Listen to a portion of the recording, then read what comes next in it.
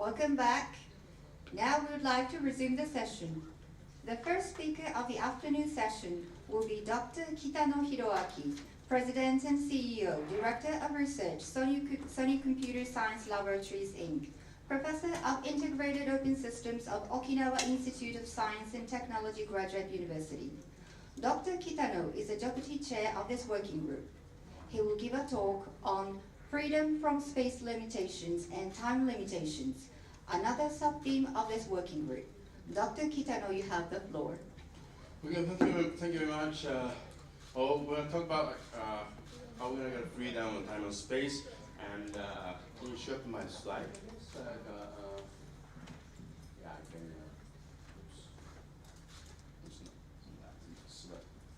Oh, yes, coming. Yes, that's right. What does it mean actually? Is you'll be able to go anywhere instantaneously, do whatever you can. Depends on the terminal side of the avatar capability. But I assume you have quite substantial perception manipulation capability. Basically, you'll be able to feel as if it's there. Well, not entirely, but hoping technology get there. And then one moment you'll be doing something in New York City.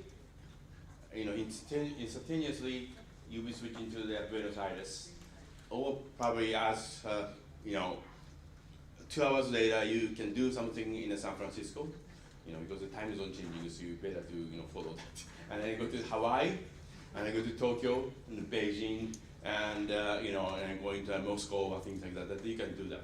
So what that means is when you do things like if you go to work, you have to commute basically.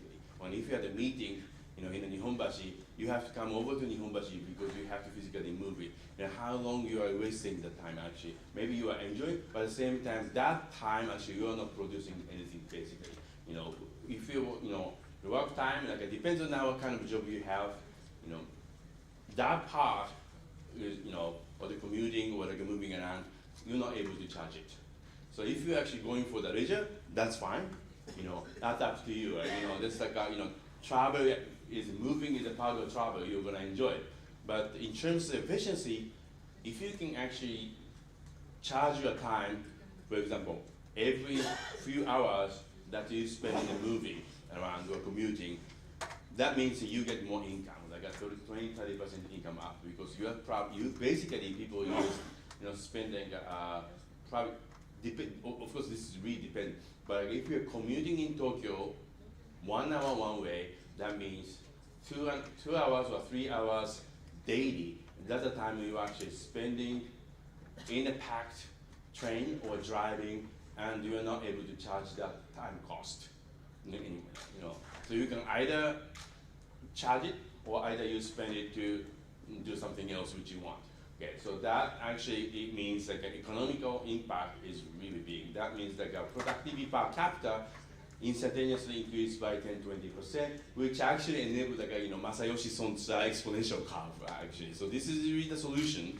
And this next slide, please. That's why we said avatar capitalism, but so a big things that people talking about is this Harari's Homo Deus, for example. World is actually driven by the data and AI. So Harari is even saying data religion, which is an interesting term he come up with. And then superhuman. Maybe if you got an AI and a cyborg and avatar, we may be creating a superhuman. At the same time, how many people what is the proportion of people who benefit from this, or who actually exploited by data capitalism or data religion, or being superhuman is probably not that cheap, So someone who can afford to enjoy and concentration data, take advantage of that, and a superhuman capability, all able to take advantage over the business or other things. So which is realistic part, and which will happen anyway, which is happening right now. At the same time, if you think about benefiting everyone in the world and transforming the society in a big way without having a social divide, it is right way on this happened, but probably this is not sufficient to transform our society into the next stage. Next slide, please. Yeah. So this is very famous from Piketty Capital Right? And this is a famous Piketty equation alpha over G. That means the rate of return on capital is bigger than the economic growth rate. And the rate of return on capital, it depends on what kind of capital, what kind of thing we invest. Basically talking about the technology pretty much driven by the data actually. So it's like e-commerce, like AI, search engine, SNS-based advertising. That kind of thing is have a higher return on investment where the general economic growth is much smaller. So if you look at this, the reality is, if you got, for example, Amazon is growing very fast. And because it's taking advantage of the e-commerce, take advantage of data, we take advantage of the reachability of the internet going global. So Amazon is growing fast. At the same time, economic growth is very local. So if you go to the US shopping mall, most of them is going down right now because the local economy is not growing as fast as you want, so you can really sustain that. But Amazon is growing fast, so people start using Amazon, so not going to the local shop.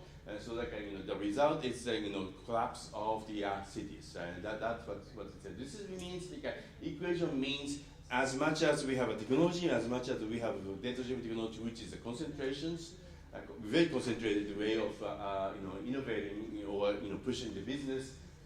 There will be social divide. Social divide in terms of the someone who have the data and the technology capable of creating value to some and against someone who won't be able to do that, or able to have an old kind of a local physical economy and can't really get from out from the local, no global outreach, and that speed is slow or probably sometimes negative, and that means this is an interesting observation. At the same, the implication of this combined with the models and data regions means social divide. And we are witnessing a lot of social divide here and there, and that's causing a lot of problem. Whether our society is sustainable or not, well, hinges upon the solution we can provide. So the claim of the working group 1 on avatar capitalism, we take an avatar, develop and introduce in a way that we can solve the social divide.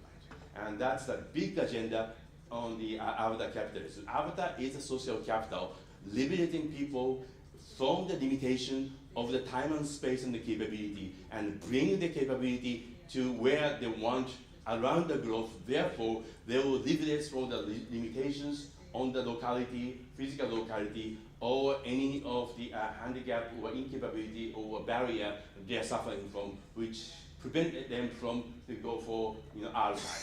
So that is the fundamental frames of the avatar. And the question is how we can introduce the avatar in a way we can achieve the ideal on the avatar capitalism. Next slide, please. So the couple things which is interesting is very famous reference zero marginal cost society. That means that all the cost of those commoditized technology going to be cheap. And for example, one of the good examples is solar photovoltaic. Once we manufacture it, it's keep generating for many years, many decades. So that he's claiming, which is a bit of a slight issue here, but he's technically claiming all the cost of energy, all the cost of transportation because of sharing will be substantially zero. So it will be the marginal cost. It's going to be cost free. Yeah? So therefore, kind of economical structure, industry structure, gonna change. That's what they're saying. At the same time, this circular economy is all circulating. So basically sharing economy, no waste, and all be circulated and things like that. So kind of very interesting two new idea. Still the hypothesis. This is not really happening. I mean, partly happening, but not entirely transformed the society yet. But a very interesting idea. Combination of zero marginal cost and then circular economy is very idealistic, at the same time very attractive, also worth considering. The question is, can we build that? Can we achieve the ideal with the avatar? If we do, what kind of avatar we have to do? What is the economy of the avatar? What is the deployment strategy? What is the business model? I mean, this ideal is ideal, the reality in the business. Unless we put it in the business, any technology developments doesn't make sense. I mean, we got interesting technology, well, wish many people use it. Well, your wish never come through unless we have a decent business model, appropriate type of technology which make it happen. So, how we gonna turn avatar into the decent economic model which will solve the social divide, liberate people, power to the people, and at the same time viable as a business model, very attractive, high growth, high investment return business, yet it's not gonna, exploit the humans, people, but empower the people. And that is actually the big agenda on the avatar capitalism. So that's what I say about it, about these sessions. And then I would like to ask David to share with us the strat, about the XPRIZE, because this is very interesting, because this is a moonshot by the private sector, assuming there will be big business over the horizon. And so this is really interesting that we should learn from. Interesting in two ways. Interesting in how this is organized, so that will inspire us how this cyborg avatar moonshot in a Japanese program should be actually organized into being operated. If we just operate the conventional way, we know it's gonna be only technology. We have a paper, we have a technology, no one use it, waiting for the company to take the technology, no one take it, or it's solely, we did a good technology, that's it. That's not the thing we want to happen in this. So all the program has to be changed to incorporate and integrate with all the business agenda and the social transformation agenda. This is going to be dramatically different from the conventional JST program. It's not going to be like a Quest, it's not going to be like a Sakigake, it will be a completely different program, it has to be designed that way. So, it will be interesting to have their view and experience on the XPRIZE because it's private initiative, very successful. At the same time, there must be interesting possible business agenda behind it. That's probably ANA, David may not be able to talk about it, but I think he saw a lot of interesting business going on around, so it would be interesting, to have his view on how we're going to go about creating a major industry. This is like a more exponentially growing industry, which is the moonshot. David.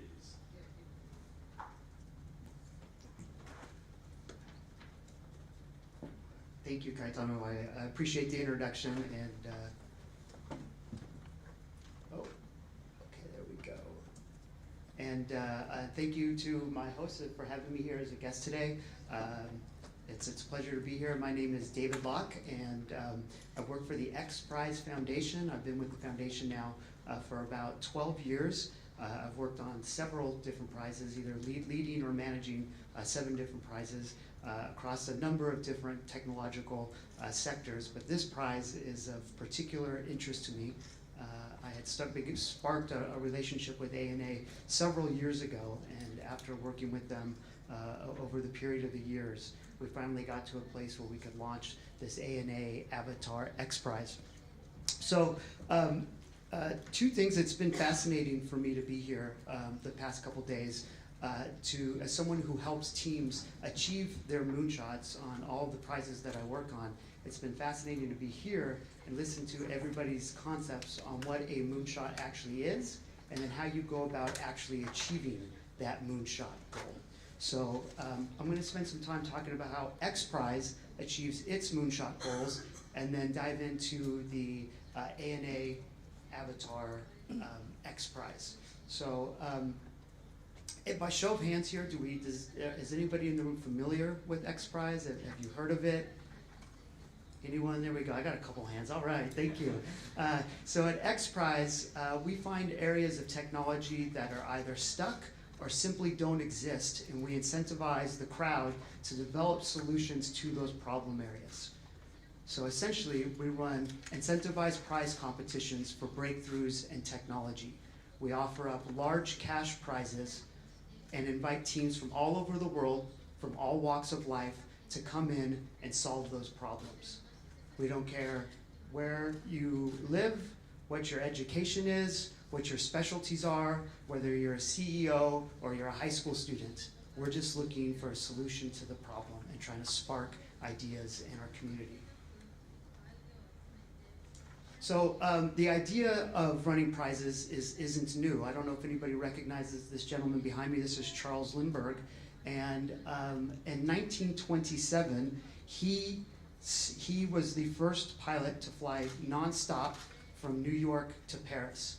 And he did this for a $25,000 prize that had been introduced in 1919.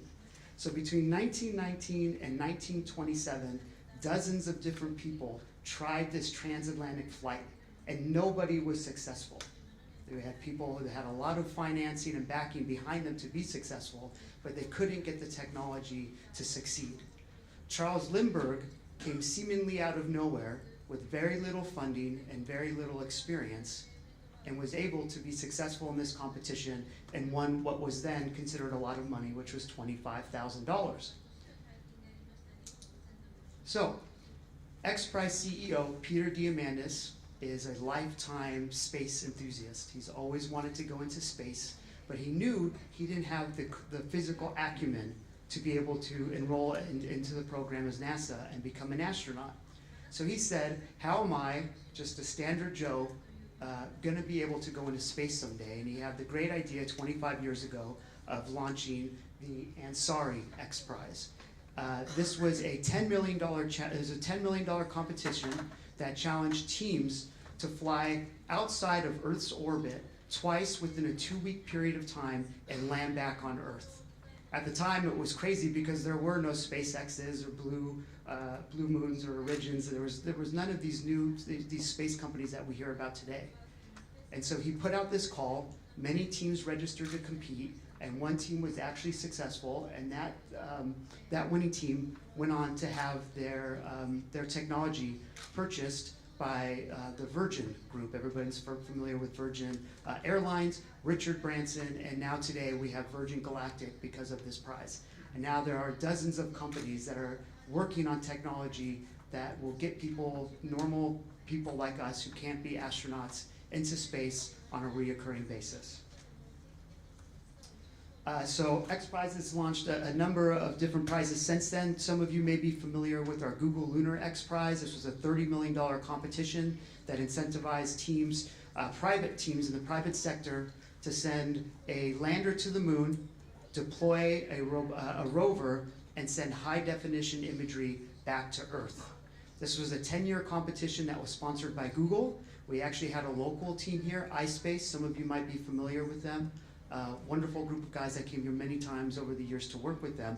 Unfortunately, nobody was able to succeed in that 10-year period. However, the impact we had was phenomenal. We spent millions and millions of dollars putting it into what we now call the lunar economy. And 1 year, almost to the date after we closed this prize, one of our Israeli teams, Team Space IL, and some of you may have heard this story, Israel launched to the moon for the first time just this past year, in April, I believe, and they came extremely close to successfully landing on the moon, but unfortunately crashed in the very last moments. But none of these teams, including iSpace, would have even ever had the notion of being developed or going after these audacious goals had it not been for XPRIZE putting a call out to have this technological breakthrough.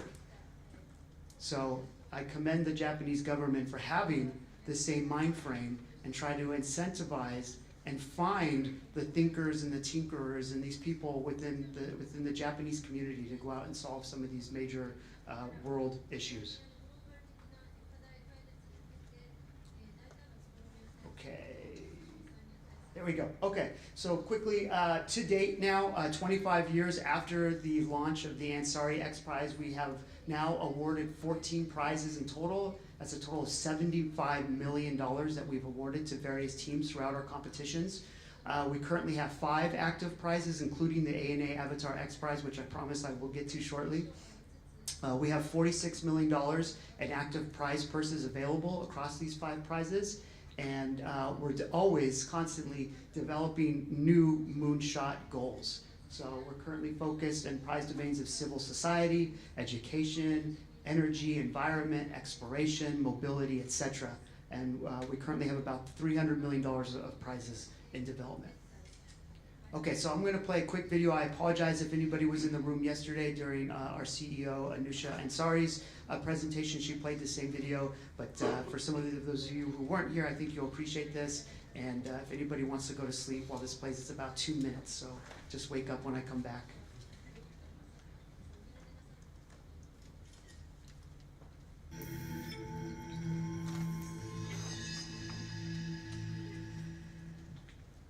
The XPRIZE Foundation runs incredible large-scale competitions around the world that set very clear, measurable, objective goals. The first person to build, demonstrate this capability wins the prize money.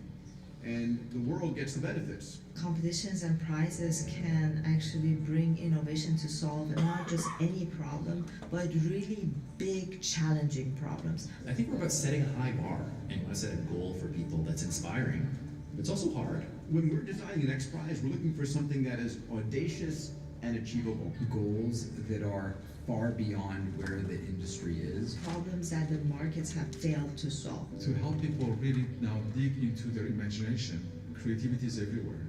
We are leveraging the genius of folks from all over the world. The tinkers, the entrepreneurs, the engineers. People who are not satisfied with the way things are and know that it can be better. It's all around hopefulness. It's all about collaboration. The long tail effect of a prize has probably as much value as the prize itself. At every single level. I've seen things go from a paper plane to an actual spaceship. We've seen a private spaceflight revolution. $300 million invested into the lunar economy. Over 10 million kids integrated in STEM education work. Technology that increased the rate of cleaning up oil spills. Technology to help keep people safe. To make sure everyone is healthy. Feeding people, educating people, cleaning the air, exploring the oceans or space. We're changing what people believe is possible. We want to have an ideal future, and it's up to us to build that. We don't care who you are or where you come from. If you're able to accomplish this task, you win, and that's it.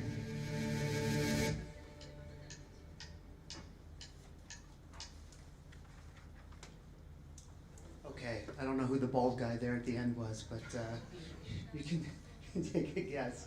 Oh boy.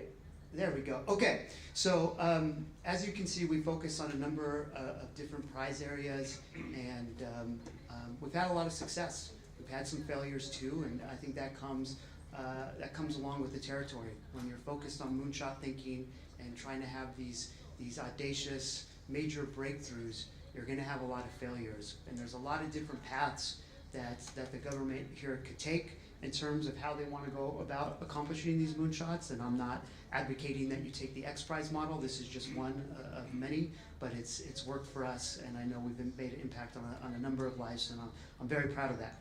So that takes me to the ANA Avatar XPRIZE.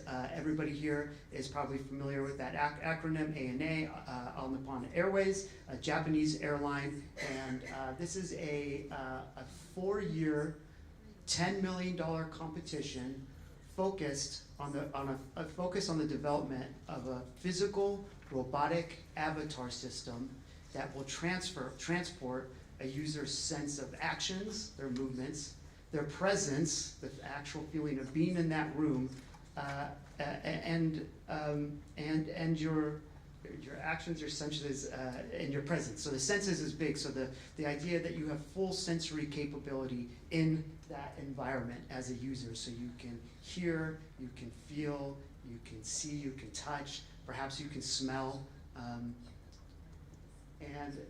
You know, people always ask me when I'm on the road, why is ANA? Why is there a Japanese airline that's interested in creating avatar technology? And I always say, you know, hats off to ANA. They were brave enough to realize that they, in order to be successful in the future, are going to have to disrupt their own business model.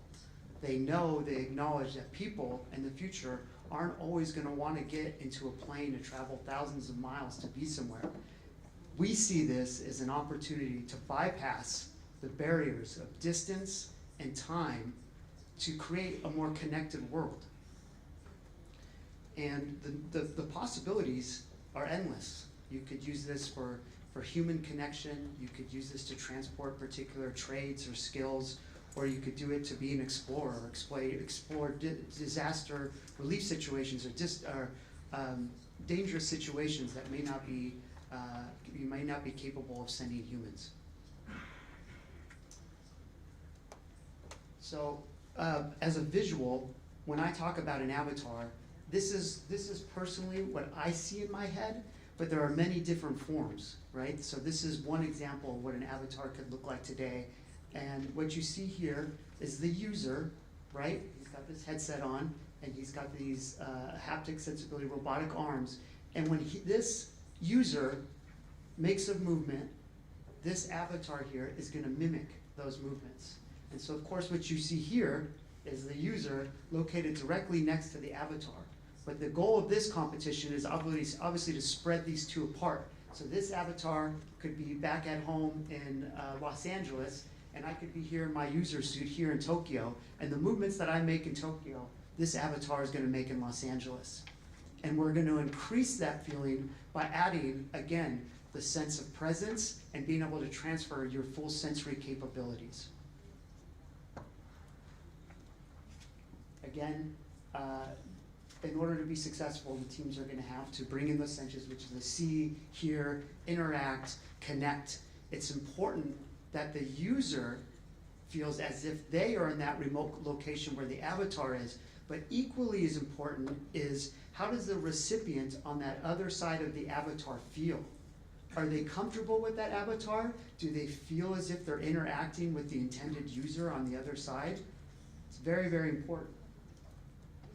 And so we're at a prime time right now, I think, as all of these emerging technologies are coming together. You've got, of course, robotics, telepresence, AI, advanced sensors, brain-machine interfaces. There are dozens and dozens and hundreds of companies that are out there working on these individual component technologies. But it's going to take a team to come in and pull all of these different systems together and integrate it into one solution. So I think whereas we didn't have the tools, we didn't have the skill set before to actually produce an avatar system, we're right there at that point in time now. And so to give an example, I wanted to share this. Another fellow bald guy working a pair of robotic avatar hands. This is, of course, Jeff Bezos from Amazon. Can you guys play that for me? Sorry, I don't know if I'm going to do this right. Want me to solve that Rubik's Cube? Yeah. Thank you. Okay, so what you're seeing here is Mr. Bezos has these robotic gloves on, and his movements are being mimicked by these robotic arms. And what's very interesting about this is that he can feel everything that these robotic arms are touching. That sensory, that haptic feedback is coming back to his hands. So this is just one of the major breakthroughs that we're starting to see come through in this industry. You have the arms, you have the hands. It's only a matter of time until you have the full body capabilities to feel all of those sensories, all of those senses or actions in your full body. So yesterday I rolled out on the ANA avatar that they're currently promoting, and that's just the beta version of what they're thinking long term. It's version 1.0. But it's only a matter of time until a team is able to put those robotic arms on a system just like that, and then come the legs, and everything's going to come together over time. Again, what we're really focusing on in this competition, first and foremost, is connection, human connection. Can you connect to loved ones? Can you provide care? Do you feel connected to somebody in this avatar system?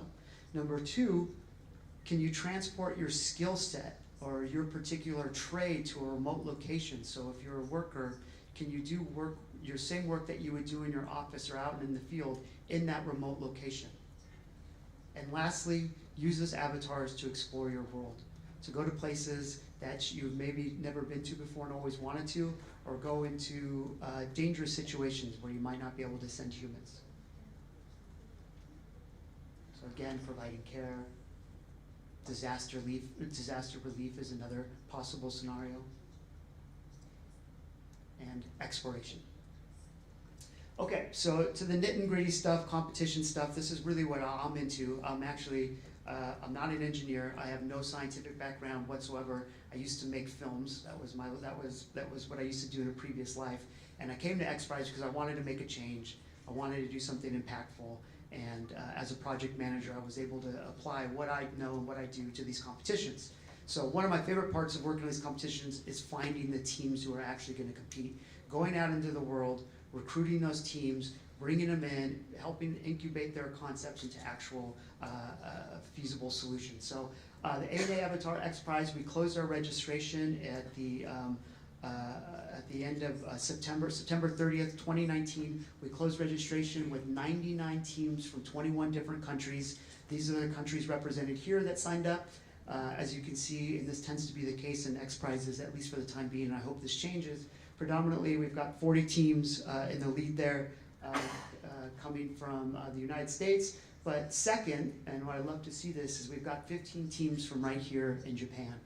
And to me, this is awesome. This one, I think this is partly because of ANA. not everybody, most people here are familiar with ANA, and they helped us reach out and find some of these teams. But also, this technology, in many ways, already exists here. We don't have a full avatar capabilities yet, but we have all these component pieces. They just need to be brought together. So I would recommend to the Japanese government, you've identified the needs that you have, and now you just need to work with the community that you already have in here that are working on some of these XPRIZE competitions, and hopefully be able to bring them into your Moonshot program. Here's just another look at some of the teams here. This is our competition timeline. This is a very broad view of how this competition is going to go on schedule. Of course, for me, there's a million other dots in here that I'm not going to show you guys because I don't want to bore you. But we're about halfway through here. We're going to announce our qualified teams that are going to be moving forward in the competition in January. So of those 99 teams who submitted, we asked them that they submitted their technical proposals so that our judging panel could review their approach to the competition, make sure it's in line with what our goals are, and then we'll be selecting teams to move forward. From there, we're going to have another down select process at the end of this year, so teams will update us in December of 2020 on how they are doing against those proposals they submitted, and ensure that they are actually keeping up with what they promised to do. And if they are, they have an opportunity to test at semifinals testing in June of 2021. Of the teams from semifinals testing, up to 20 teams will have the opportunity to go to finals testing, which will take place in March of 2022. Those 20 teams will be able to split a prize purse of $2 million that we hope will go back into the development of their solution, so that when they show up at finals, they'll have a fully integrated avatar system that can accomplish all the tasks that we hope to see in this competition. So I think we're getting close on time here, so I'm bouncing around here. Okay. So just so everybody here in the room knows, this competition is open to bringing in partners and collaborators. If you think that you can help push this competition forward, or you have any good ideas, or you're part of a company that can help support the teams, please let me know. We're always looking for opportunities to help our teams that are in these competitions reach these goals. So I'll be on standby if you'd like to chat. I just want to leave today and just have the room think about, if you had these avatar systems available to you, where would you go in your avatar system? What would your avatar system actually be capable of? And how would you make a positive impact in the world? Thank you.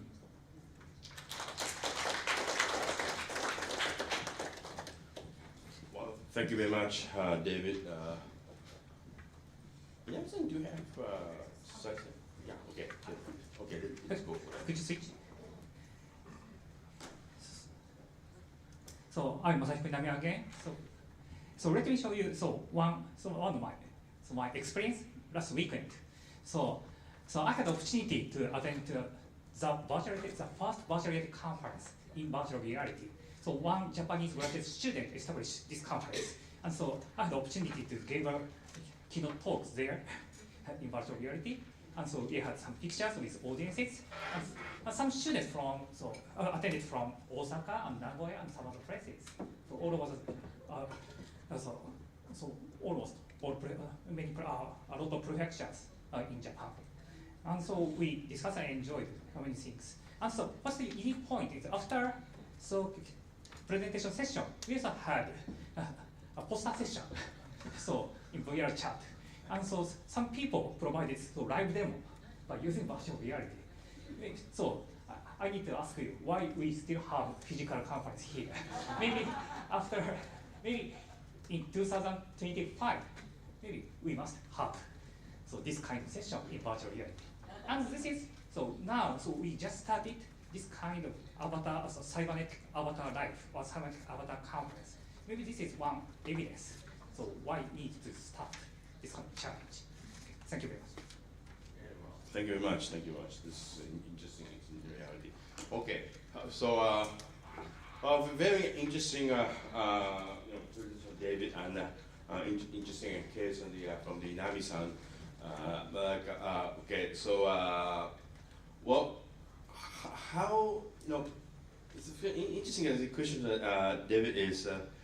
This is so exciting, and what was actually the goal again? What was the goal of the avatar? Is winner is the one who develops avatar with the transmit all the perceptions and the interaction capabilities. That is like a criteria for winning it.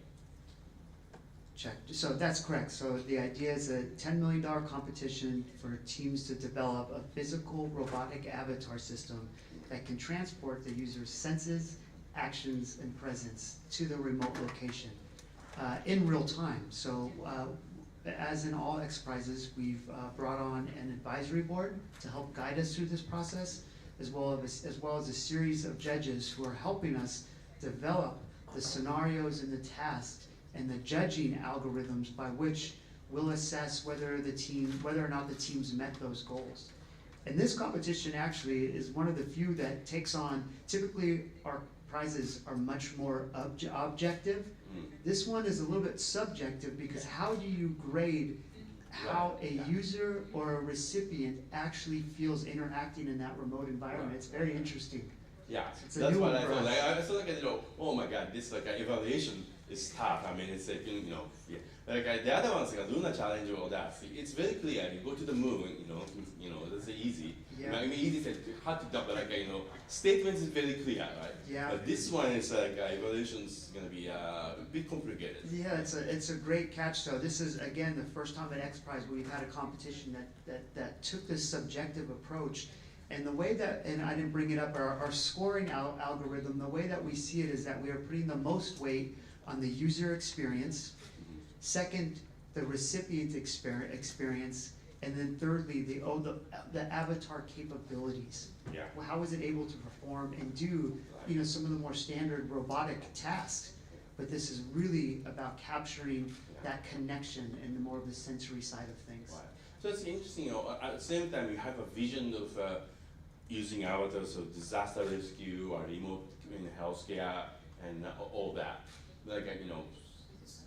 That goal you achieve in the next 4 years, probably the next 3 years or so, doesn't really necessarily translate into the deployment yet.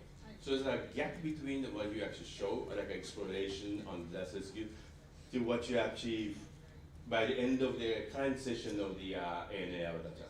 Yeah, so good point. So before I got involved with this prize, when it was initially launched, it had a much more broad, overarching goal of doing many different things. And I came aboard and I said, look, this is going to be version 1.1 of avatars. Many times in testing of XPRIZEs, we don't expect teams to show up with a final product. It's going to be ugly. There's going to be arms falling off. All of these different things. I don't expect for it to be, market ready, but I expect it to show us that it's on that way. And so we actually also pared down the rules and regulations and our overarching goals to focus more on this point of the competition on the connection part. Do you feel like you're in that environment, and can you connect with other people? And then the other avatar capabilities over time will be developed enough that you could do some of those disaster relief situations, etc. But this prize isn't necessarily going to test for that. But I do hope that ANA, or other companies will come in to sponsor a suite of robotics competitions that after this prize launches, where can we take the existing technology and take it to the next level to focus on some of those more extreme conditions? Yeah, well, I see, that's interesting. When we try to decide, or we're in the process of deciding the Moonshot goal for this cyborg avatar, it's tough. I mean, we kind of vague understanding, or sort of like a, shared consensus of where we're leading to, actually put it into the goal or a sentence which is very explicit and also like very definitive, has been very difficult.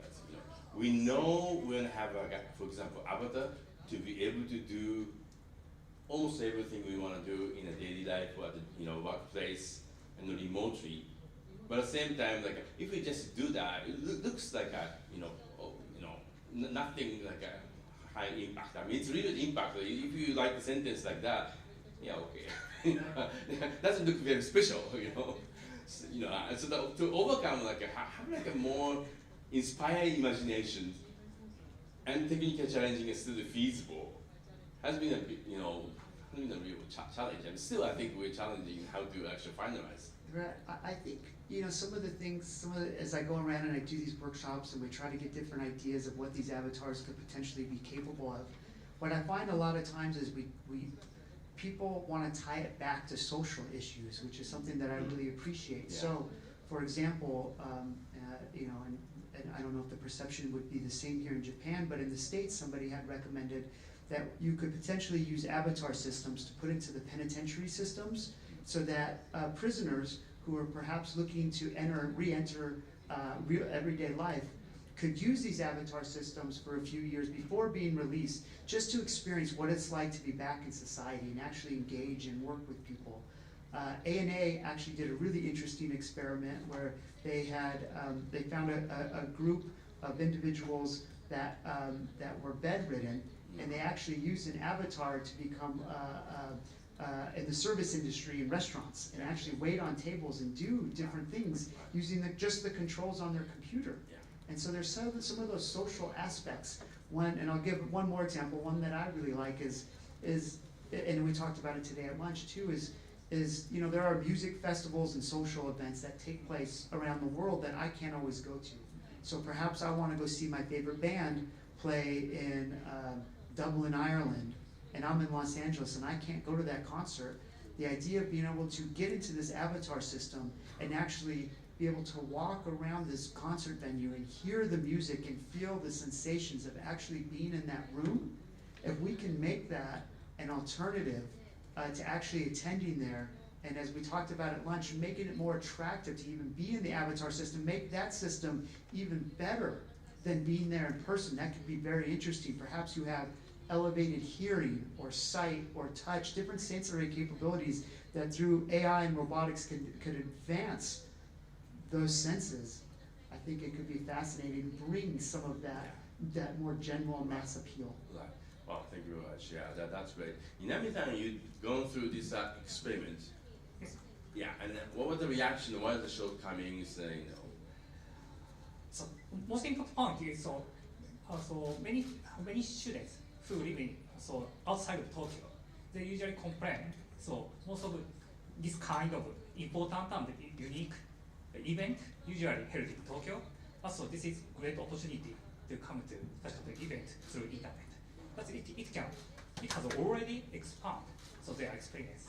And also, one important point is also a sort of public viewing is important. So now, avatar is not only peer-to-peer communication. Maybe one people as Hakita Sensei mentioned, one operator can control several avatars, as well as some people, 2-3 people, can also operate or jack into one avatar. That is a sort of public viewing of first-person view.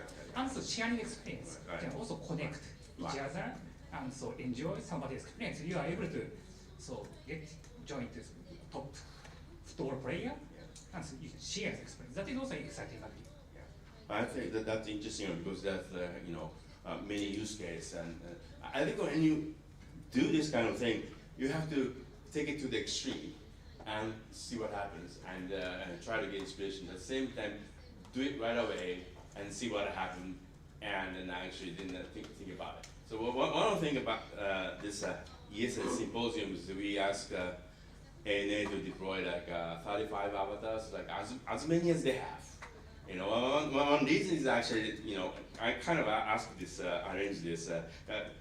As soon as we found out like David was flying and able to give a talk, you know, the organizer suggested maybe we should have like one avatar on the stage for a David to jack in talk. And I said, one avatar is not really good. I mean, you know, it's not surprising.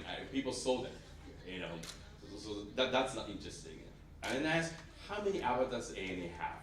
They can deploy. This is 50. Okay, I asked, bring them all. You know, and, you know, we even asked like you know, all the web jacking, you know, from the outside, but this is like you know, I just said okay, I understand. That was like last week, so like okay, you know, about a week time, like that's not possible. So, but at the same time, you know, having like I think they said we have like a 35 avatar in front of the stage and just moving around. And I find it's very interesting because that's kind of interesting to have that. But when they're just sitting there, you know, not moving, and then 35 of them actually with this height that's hanging around, it's actually visibly, it's really, you know, okay, you know, you guys, can you sit down? Yeah. So like, that was actually, I never imagined that would be, you know, such a, you know, visually unfavored if you have that kind of avatar, you know, sitting there, you know, that large number in front of you. So like it's just like you know, someone like you know, standing off, you know, in front of you on the stage and just not doing nothing, right? So like you know, contextually, you know, it's not visually, it's not really occluding the screen, but you know, the fact that it's standing there and it's not just like a pole, right? It's avatar that we kind of personify that. It sounds like someone standing there. If that is happening, like you feel like uncomfortable, and you know, probably you ask like, can you sit down? You know? And I had the same feeling for the avatars, like it's just like a physical object, so it's like it's not moving. But I thought like you know, for avatars, can you sit down? Oh no, avatar can't sit down. so that's kind of thing. You know, I kind of says, you know, because we deployed, and that was the first time I actually saw so many avatars like hanging around. Just to comment on that, I hadn't even thought about it until you were just saying it, but. You know, this event, right, you had to register for the event and hope that you would get invited to actually come and attend. So the space that those avatars were in yesterday was a space that you couldn't have put humans. It wouldn't have been comfortable to be there, sitting that close to the stage. And so by having that opportunity, you were able to invite 50 more guests. Yeah. Right? Exactly. And I don't even know who was on those screens yesterday. I think maybe it was some you know, folks working at ANA. Yeah. But perhaps, you know, if we would have thought about it a little bit more, it could have been, you know, different thought leaders throughout the world that maybe couldn't attend yesterday, but could have come in via those avatars. And just something else quickly, as we're thinking about the size, it would be interesting. You know, I'm on the shorter side, and I go to concerts all the time, and there's people that are always taller, and they're standing in front of me, and it pisses me off. But you know, it would be interesting if the avatars had some sort of sensor that if something was blocking it, it could either go down or go up. And sort of like you see now with autonomous vehicles where everybody's avoiding each other, the avatars would need those same type of capabilities, but also ensure that every avatar has clear visibility of where they want to go. So it's just the possibilities are endless. I always think of something new. So in order to, that's why I have developed the optical camouflage system.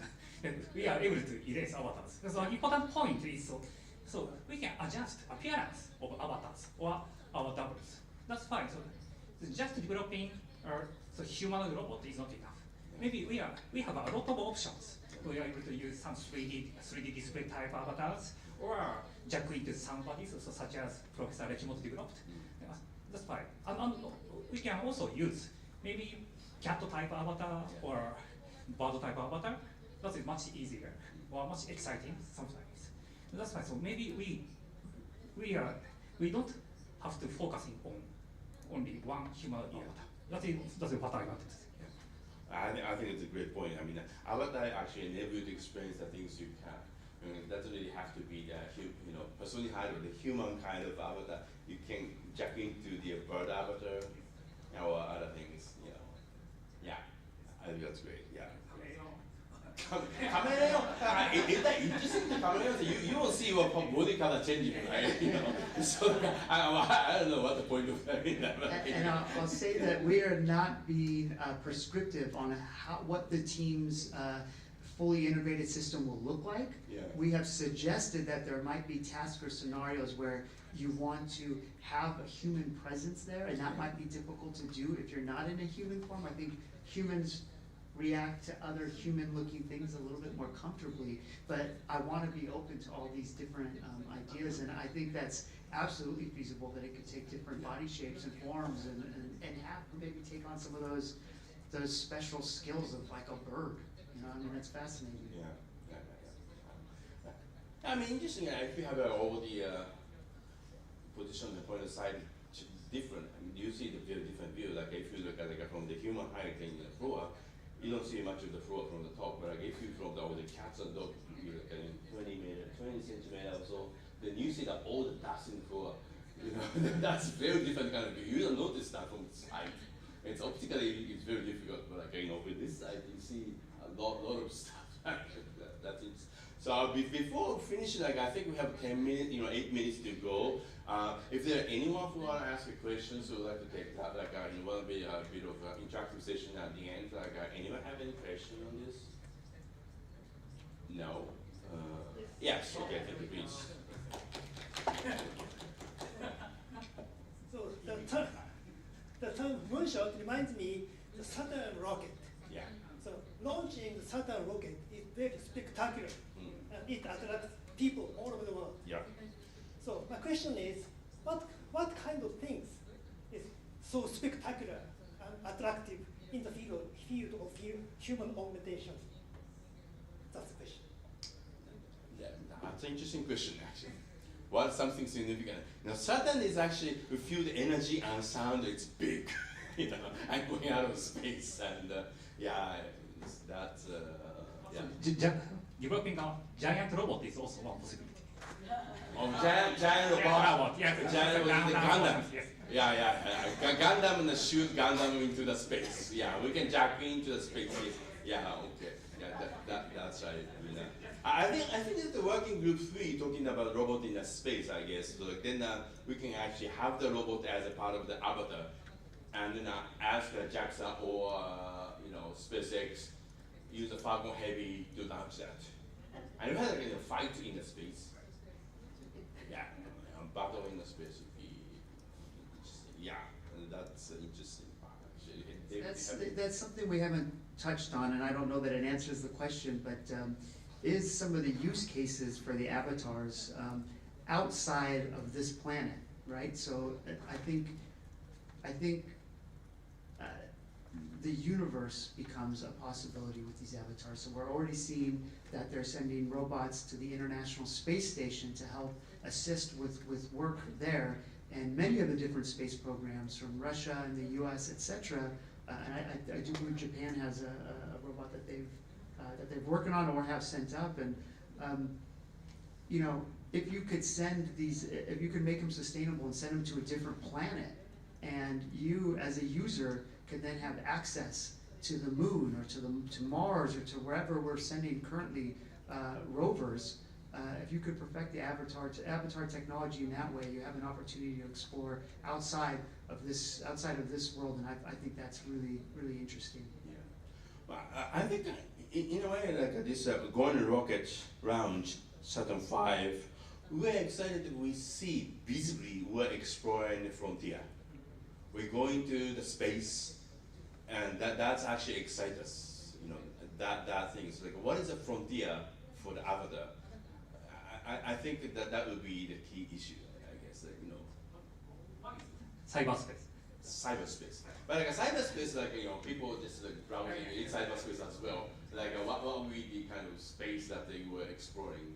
And just quickly, and I don't want to speak on behalf of ANA. Obviously, I work for XPRIZE, and ANA is a key partner on this. But I do know that they have a program and contract signed with JAXA, where they're working on a program to hopefully be able to create avatars that JAXA can use and put them into space. So I'm sure if you go online, you can find more about that.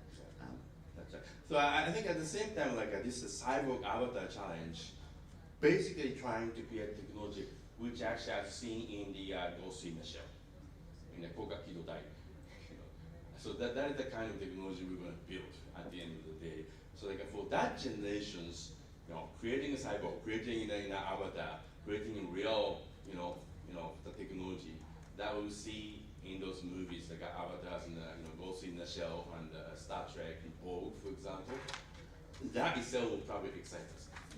Probably in the different generation, our generation is looking to down the most exciting things. Another generation, there's something which excites them. So like we have to see that. Okay.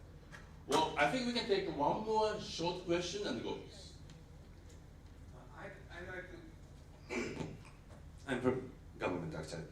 I'd like to ask about the communication between the user and the avatars. We saw the video of the Jeff Bezos operating the avatar within 1 meter distance.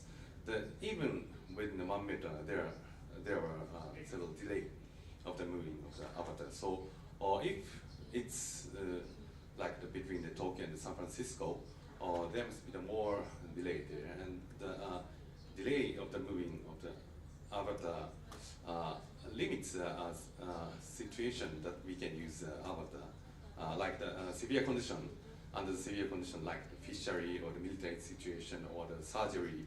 It's a little bit, I think, difficult to use avatar if we cannot overcome this shortcoming. So are there any technical ways to overcome this challenge?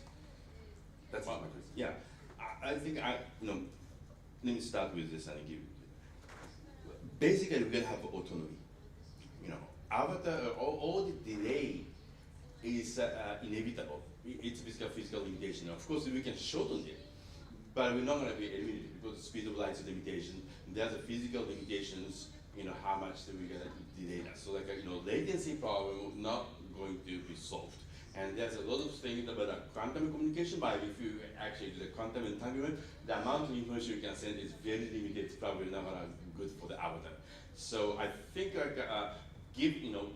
one is we minimize the latency. At the same time, I think give avatar a lot of autonomy so they can actually behave even without communications. It will be intermittent communications. One of the reasons actually Sojana in the NASA JPL who has that autonomy in the search was actually this like a latency issue, and then also there's a JPL deep space DS3 program, which actually the three satellite formation flight program that was actually the test of the all the autonomy in that space. So that I think is the autonomy is a critical issue. So that I think Avatar requires a degree shared autonomy in different level, depends on the intermittency and reliability communications. So that would be the answer from that. Like David, do I understand you have it?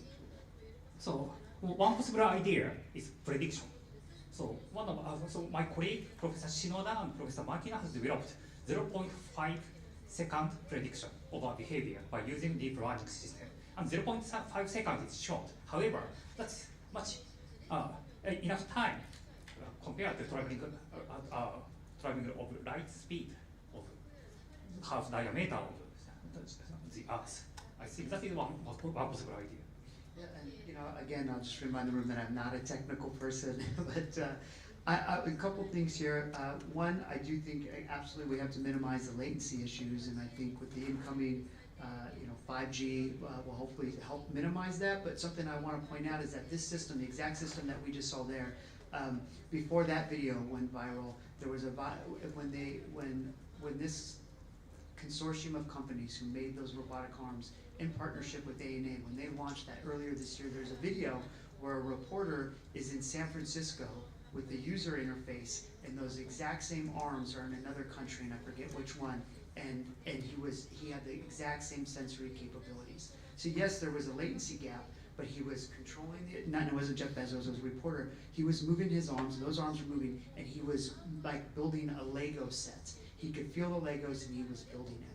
So it's there, right? It works, but you're right, we're gonna have to minimize the latency, and that's what I mean by we don't presently have the tools maybe to accomplish this task now, but there are things that are coming through the pipeline that are emerging, and I think it's going to help solve that problem. I think it's also, I think like right now all the internet is routed through the optical fiber connections, like all the links, around the oceans and all that, and that not necessarily fastest route. I mean, it's not straight line, right? It's going all over the place and the multiple relay plays and all the gateways, and so it's not really the fastest.